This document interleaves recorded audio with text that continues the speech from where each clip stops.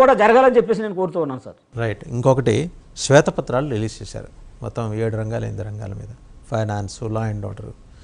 మీరేం చేశారు? ఈ 5 ఏళ్ల పాటు మీరేం చెప్పారో అదే అసెంబ్లీలో చెప్పారు, అవునా కదా? శ్వేతపత్రాల పేరుతోటి అవి అందరికీ తెలిసినవే. జగన్మోహన్ రెడ్డి గారి పాలనలో జరిగిన అరాచకం, దుర్మార్గం, దౌష్ట్యం, దాష్టీకం, వాట్ నాట్ ఎవ్రీథింగ్ అన్నీ చూసినవే. మళ్ళీ వచ్చి అసెంబ్లీలో చెప్పడం వల్ల ప్రయోజనం ఏంటి? మీరేం చేయబోతున్నారు? అక్కడ సమస్య ఎదురుంది, దానికి ఉన్న పరిష్కారం ఏం చేయబోతున్నారో మీరు చెప్పలా. ఒకటి 50 రోజులు అయిపోయింది, పైసలు ఎలా జనరేట్ చేస్తారు? రెవెన్యూ జనరేషన్ అనేది మీకు దాన్ని ఏమంటారు, మీ యూఎస్పీ, యూనిక్ సెల్లింగ్ ప్రైస్, అది దాని మీద మాట్లాడట్లా.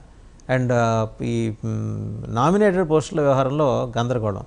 మీరు ఒకటి తీసుకుంటే వెంబడే జనసేన కూడా అవతల తప్పనిసరిగా ఒకటి. అడ్వకేట్ జనరల్ మీరైతే అడిషనల్ అడ్వకేట్ జనరల్ జనసేన, ఫలానా కార్పొరేషన్లో ఒక చైర్మన్ మీరైతే వైస్ చైర్మన్ వాళ్ళు. మీరేనా బీజేపీకి కూడా ఇచ్చేది ఏమన్నా ఉందా సార్?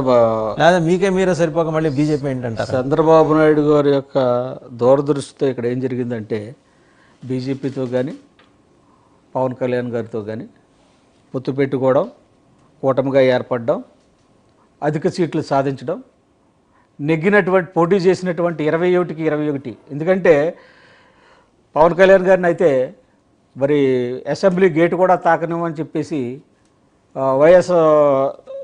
వైఎస్ఆర్ పార్టీ నేతలు ఎవరైతే మాట్లాడారో దానికి భిన్నంగా ప్రజలు తీర్పిచ్చినటువంటి విధానం ఏదైతే ఉందో ఇవన్నీ దృష్టిలో పెట్టుకుని చంద్రబాబు నాయుడు గారు ఖచ్చితంగా సమతూకం వేసుకుంటూ మరి డిప్యూటీ సీఎంని కేటాయించి ఈరోజు బీజేపీని కూడా మరి జాగ్రత్తగా పరిపాలనలో భాగంగా చేసుకుంటూ ముందుకెళ్తున్నటువంటి సందర్భంలో అన్నీ కూడా ఫుల్ఫిల్ చేసుకుంటారు. సంక్షేమాన్ని గురించి చంద్రబాబు నాయుడు గారు ఎలా చేస్తారో మొదటి నెలలోనే అని అనుకున్నప్పటికీ సామాజిక పెన్షన్స్ అద్భుతంగా 24 అవర్స్లో చక్కబెట్టడం జరిగింది. అదేవిధంగా ఈరోజు వరకు కూడా మీరు అన్నట్టు 50 రోజుల పరిపాలనా విధానం ఏదైతే ఉందో మీ సంక్షేమాన్ని ముందుకు తీసుకెళ్ళడానికి నిజంగా చంద్రబాబు నాయుడు గారు వయసుకు మించిన భారాన్ని మీదేసుకున్నారు. అక్కడ అమరావతిని రాజధాని కాకుండా 3 రాజధానుల ఆటలతో జగన్మోహన్ రెడ్డి గారు కాలయాపన చేసుకుంటూ ఈరోజు 3 రాజధానుల గురించి కూడా మాట్లాడినటువంటి పరిస్థితులు వాళ్ళు ఎలాగైతే వెనకెళ్ళిపోయారో ఈరోజు అమరావతిని ఏ విధంగా ముందుకు తీసుకెళ్ళి డెవలప్ చేసి ప్రజలకు చూపించాలో ప్రజలకు ఇచ్చిన మాట సింగిల్ రాజధానిగా దీన్ని తీసుకెళ్లాలన్న మాట చంద్రబాబు నాయుడు గారు దృష్టిలో పెట్టుకుని పరిపాలిస్తున్న విధానాన్ని ఈ 50 రోజుల్లో మనం చూసుకుంటూ, అంతేకాకుండా సంక్షేమాన్ని ఎక్కడ కూడా ఆయన విడిచిపెట్టే ప్రయత్నం లేదు. చెప్పాను కదా ఇందాక, గతంలో మూసేసినట్టు అన్నా క్యాంటీన్ ఎలా తీసుకొచ్చారు ఈరోజు ఎదరికి. రేపు ఫ్రీ బస్ 1వ తారీఖు నుంచి చంద్రబాబు నాయుడు గారు ప్లాన్ చేసుకుంటున్నారు. ఖచ్చితంగా అది కూడా జరగాలని చెప్పేసి అనుకుంటున్నాం. ఖచ్చితంగా అది కూడా జరుగుతుందని అనుకుంటున్నాం. ఖచ్చితంగా మీది కూటమి ప్రభుత్వం, మీకు ఎంత కావాలంటే అంత అప్పివ్వటానికి నిర్మలా సీతారామన్ గారు మీరు అడగనోళ్ళదే ఆలస్యం అన్నట్టు ఆవిడ ఊవిళ్ళూరుతూ ఉన్నారు కేంద్ర ఆర్థిక మంత్రి. మనకి గ్రాంట్ల విషయం పక్కన పెట్టి అప్పులు ఎంత కావాలంటే అంత ఇస్తాం, 15,000 కోట్లు ఇస్తాం ఉంటున్నారు. గ్రాంట్ గురించి మాట్లాడరు. మీకు అంత సౌకర్యం వెసులుబాటు ఉన్న కూటమిని లీడ్ చేసే బీజేపీ కేంద్రంలో ఉన్నప్పుడు మీరు అప్పు అడిగి తీసుకొని బస్సుల్లో కూడా మహిళలకి ఉచిత బస్సు సౌకర్యం కల్పించవచ్చు కదా. ఎలాగూ తీసుకునేది అప్పే, గ్రాంట్ వాళ్ళు ఇవ్వరు, తెలిసిపోయింది. 10 ఏళ్ల తర్వాత కూడా వాళ్ళు ఇంకా శుద్ధ పలుకులు పలుకుతున్నారు కేంద్రంలో. మీకేమో మొహమాటం, వాళ్ళని ఏం అనలేరు. మీరు 20 దాటి ఎంపీలు తెచ్చుకున్నటువంటి జగన్మోహన్ రెడ్డి గారు ఆయన అధికారంలో రాకముందు అధిక ఎంపీలు అధిక ఎమ్మెల్యేలు ఆయన వదిలేయండి.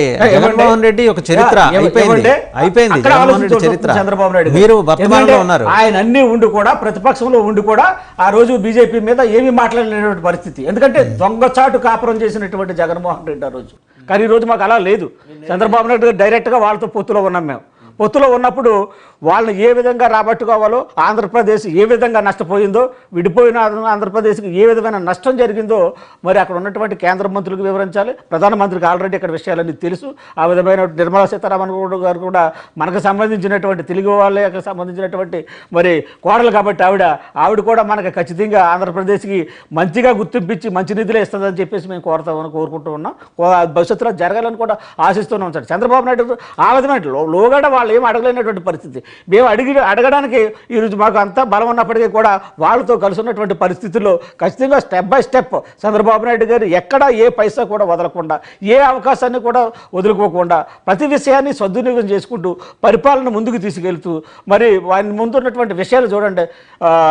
అమరావతి పెద్ద ఇప్పుడు బడ్జెట్తో కూడినటువంటి సబ్జెక్టు కాబట్టి దాన్ని ఏ విధంగా ఈ 5 సంవత్సరాలు ఫిల్ చేసుకోకపోతే మళ్ళీ అటువంటి దుర్మార్గులకు అవకాశం ఎలా పరిస్థితులు ఉంటాయి కాబట్టి దాన్ని ముందుగా ఈయన కట్టడి చేసుకోవాల్సినటువంటి పరిస్థితులు రాజకీయాలు ఉన్నాయి కాబట్టి ఆ విధంగా ఆచితూచి వెళ్తున్నాడని చెప్పేసి మేము భావిస్తూ ఉన్నాం సార్. బీహార్కి 26,000 కోట్ల రూపాయలు గ్రాంట్ ఇచ్చారు, మనకి 15 కోట్ల రూపాయలు అప్పులు ఇవ్వటం కాదు ఇప్పిస్తాము అన్నారు. వాళ్ళు ఇవ్వటం అనేది కాదట. అసలు ఇప్పించడం ఏంటి? ప్రత్యేక రాష్ట్రం ఏర్పడిన తర్వాత స్పెషల్ స్టేటస్కి పోయి స్పెషల్ ప్యాకేజీలోకి వచ్చాం, అందులో భాగంగా చేయాల్సినవి చేయాలి కదా. మళ్ళీ అప్పులు ఇప్పించడం ఏంటి? మనకి ఇవ్వాల్సినవి న్యాయంగా ఇవ్వకుండా ఇప్పించడం ఏంటి? ఆ మధ్యలో ఆ మెహర్బానీ ఏంటి? సార్ మీరు అన్నట్టు ఖచ్చితంగా వాళ్ళ ఆ విధమైనటువంటి ధోరణిలు ఉంటే రేపొద్దున్న ఓటమిలో ఉండి నేను మాట్లాడడం కాదు, కానీ ఇది వ్యక్తిగతంగా నా అభిప్రాయం చెప్తున్నాను. అక్కడ కాంగ్రెస్ పార్టీ మీకు స్పెషల్ స్టేటస్ ఇస్తానని చెప్పేసి ఖచ్చితంగా ఆ రోజు చెప్తుంది, ఈ రోజు చెప్తుంది, భవిష్యత్తులోనూ చెప్తూ ఉంటుంది. కాబట్టి ఖచ్చితంగా స్పెషల్ స్టేటస్ అనేది బీజేపీకి మెడ మీద కత్తి. ఖచ్చితంగా ఆ విధమైనటువంటి గ్రాంట్స్ మనకి ఇవ్వాల్సినటువంటి పరిస్థితులు ఈ 5 సంవత్సరాలు ఉంటాయి. ఆ విధంగానే చంద్రబాబు నాయుడు గారు దాన్ని సాధిస్తారని చెప్పేసి అది గొప్ప, లేకపోతే ఏ విధంగా గ్రాంట్స్ అనే పొద్దున్న భవిష్యత్తులో ఎలాగెళ్తుందని చెప్పేసి మనకి ఎమర్జెన్సీ కావాలి ఇక్కడ. ఏంటంటే